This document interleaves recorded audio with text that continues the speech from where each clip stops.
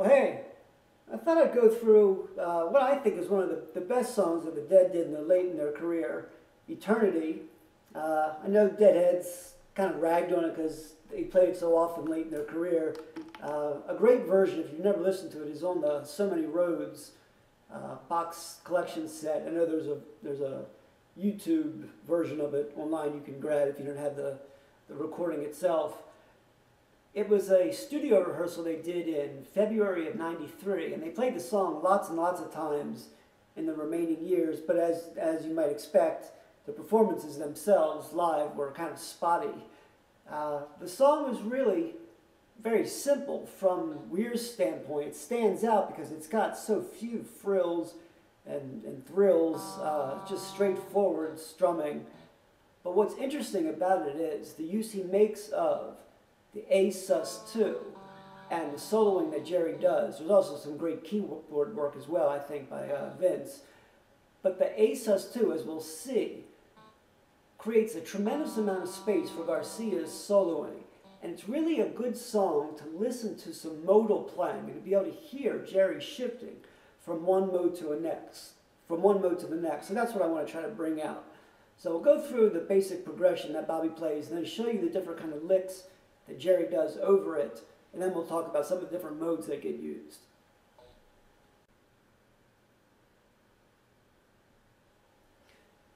Alright, now the basic chords are just going to be A sus2, so it's going to be an E, an A, and our B, and our E.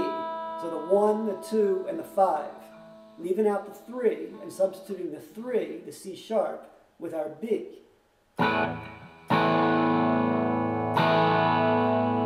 And Bobby's going to use some bit of tremolo here at times, as he often did late in the Dead's career. So we got that chord, and then we're going to run through just a simple progression of A minor, G, F, E7. And that's pretty much going to make it all of it until we get to what I'll call it the bridge, where we're going to have a D minor, an A minor, back and forth. E7 is going to show up again, and then the one extra chord that's a little odd is we're going to move from a D minor to a B flat major 7. But if you think about the way you might fret it, just do your B minor, your D minor at the 5th fret, and then just extend that little diagonal you have in the D minor, and then just bring in your extra, your pinky. That is, here would be our B flat,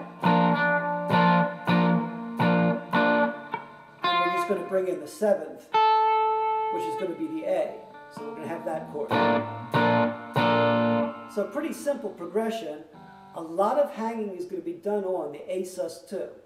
Alright, so let me go through a round of playing through it, the changes, and then I'll show you some of the stuff that Jerry does on top of that. Alright, so we're going to start with a little lick that's basically just a back and forth between an E, and a G into our A sus2.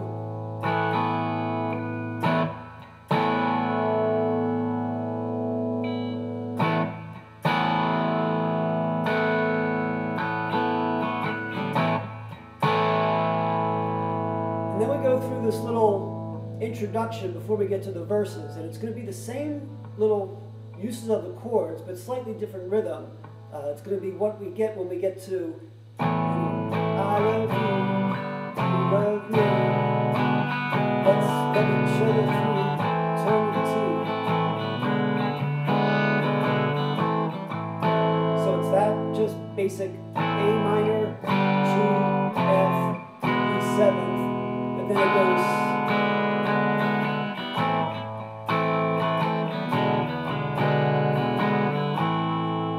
start back with the A minor. So, looking out my window, watch the clouds go by, good to see, good to endless rolling sky.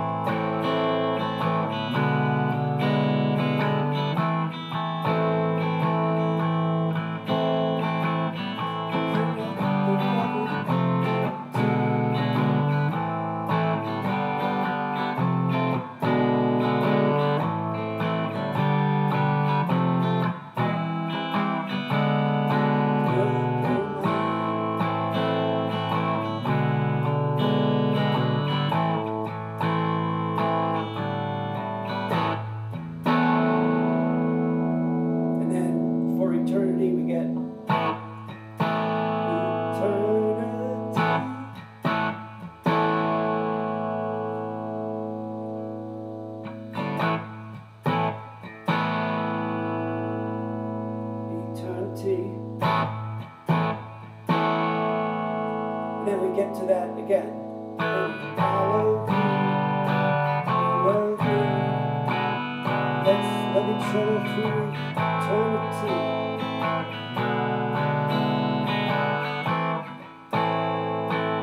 And then back into the verse.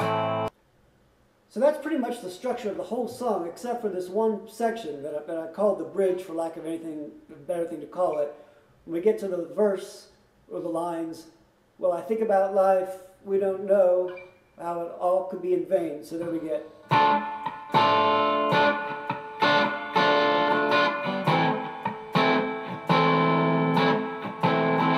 Love through time, that's for sure.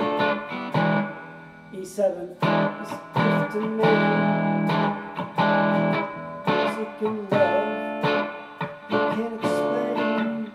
And then here's the B flat major 7th. Try to understand what this thing could ever be. And make love through A7, eternity, and then the talking through it. Make love through eternity. So just a little lick. Sometimes they play it, sometimes they don't. And then we move back into our A sus2. For eternity.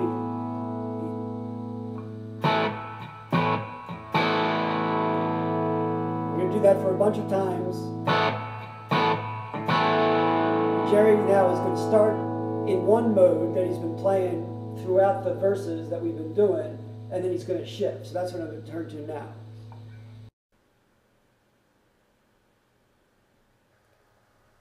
Now, when it comes to Jerry's part, now Jerry's tone has always been something that's been difficult to get, famously hard, given all the equipment he had, the different kind of setup he had between the makeup of his guitar and the Macintosh amps and the preamps and the speakers he used, so all that stuff, which actually changed in the 90s. He went to a completely different setup and got rid of the Fender and the Macintoshes. Different setup. In the studio version of Eternity and in the live versions, I think the closest I can get to approximating his sound is to add some delay and some phaser, as well as an octave divider, something he had used earlier in his career as well. So I'm going to go through a couple of the licks that he uses, and then we'll turn to the big stuff that happens in the major lead. So when Weir starts off just doing the A sus2, Jerry's going to start off with some licks in A minor, working up around the 12th fret.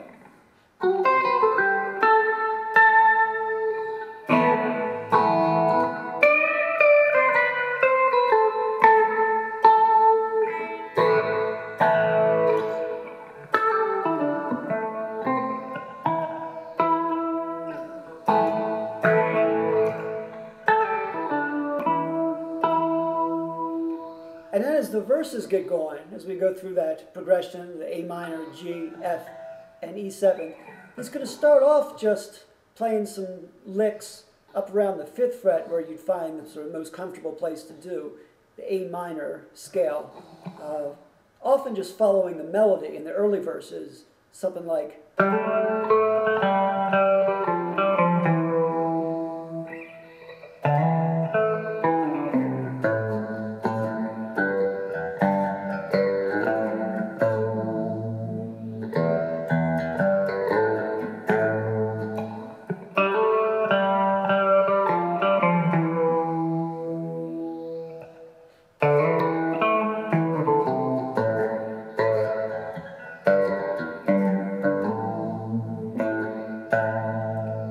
Then as he gets going, and they get further in, he's moved back up the neck and starts doing some stuff, again, still in A minor, but higher up on the neck again. So here's a couple licks from different versions of the song.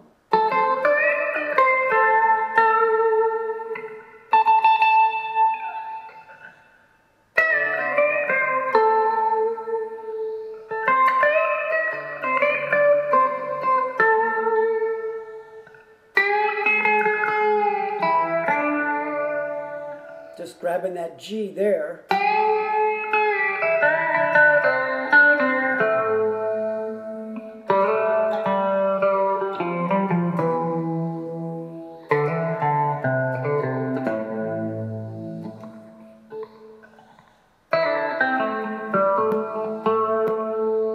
So messing around with the A minor, when they get to the long extended jam, Weir's part is simply going to be an extended A sus2. In the studio version, it's just a simple, repeatable pattern. Jerry's going to start off doing some soloing just in that A minor we've just been doing, or Aeolian if you want. And then he's going to shift modes. So that's what I want to go through now. I'll go through play a little backing track, and then show you the transition that he makes.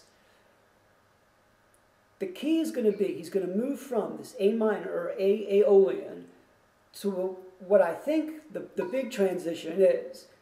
After a couple of measures of soloing in the A minor, he's going to move to A Lydian.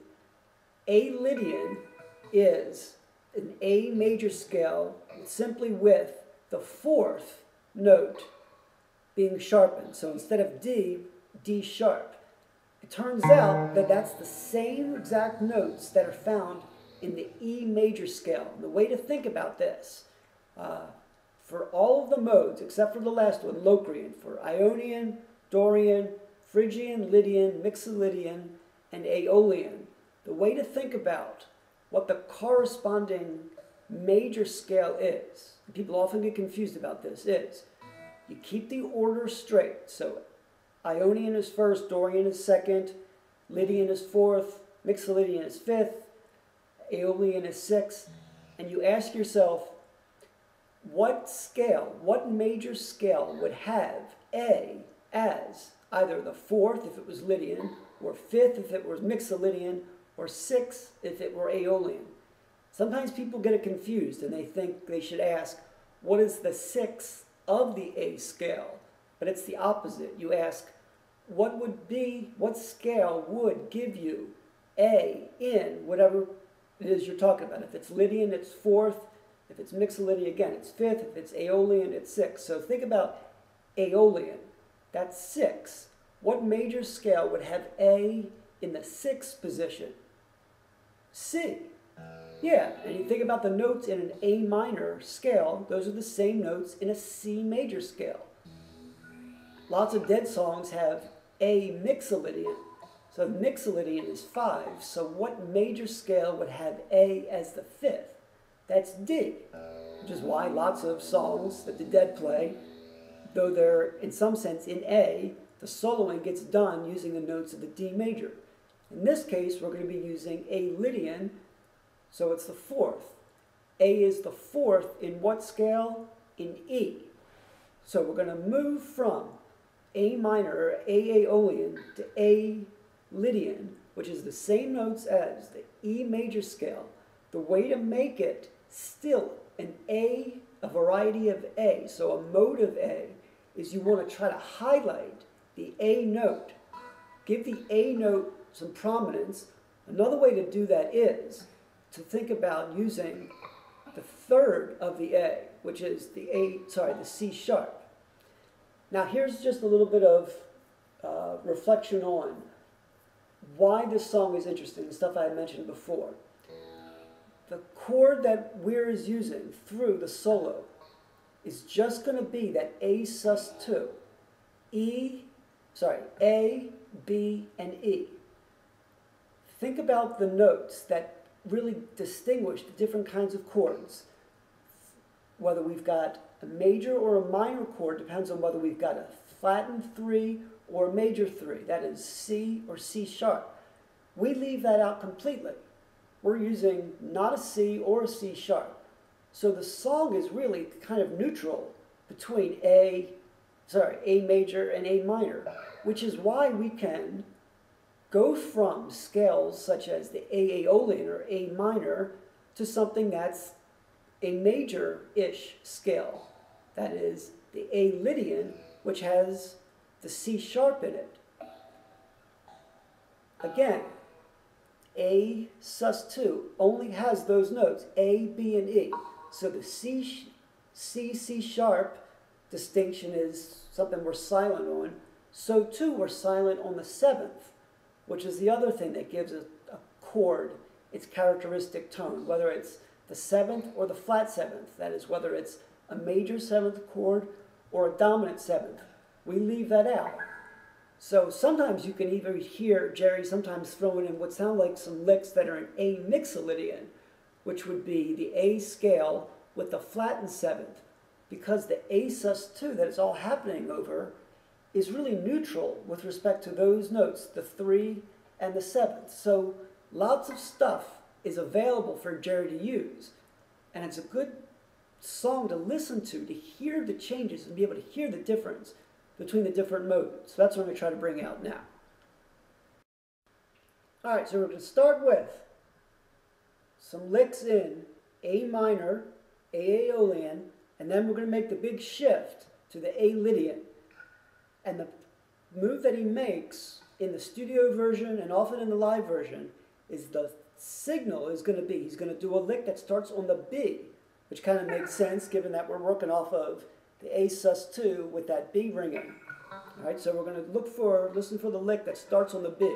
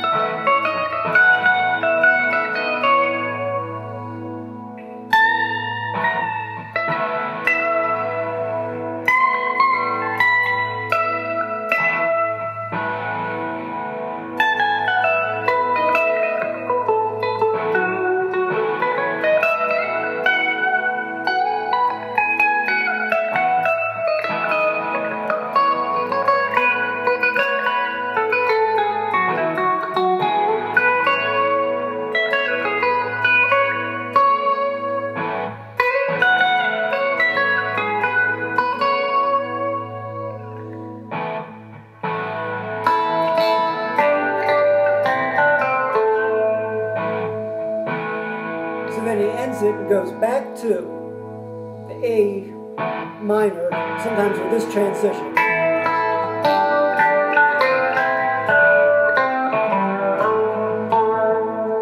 And then we go back into the verses.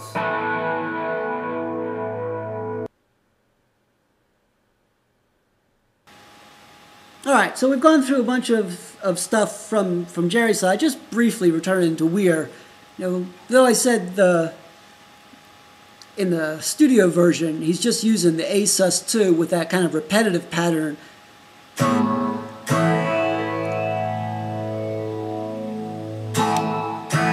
In the live versions, he does change the pattern a little bit and add some more to it.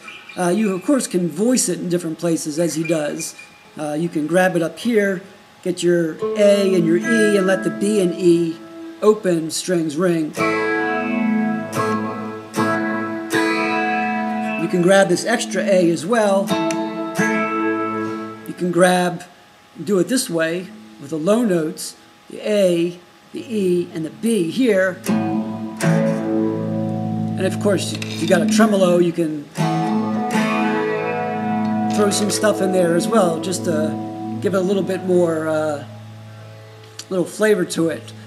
But as I mentioned before, it's kind of uncharacteristic in that Bobby's playing really pretty straight, not adding any licks at all, the kind that you're used to hearing from him, which really puts the burden on Garcia and Vince, which is why, as I said, the song often sort of didn't come off, depending on how well Jerry was doing those days. The final thing I forgot to mention before is one of the things that I like so much about this song is the lyrics. And the lyrics were written by the great Willie Dixon.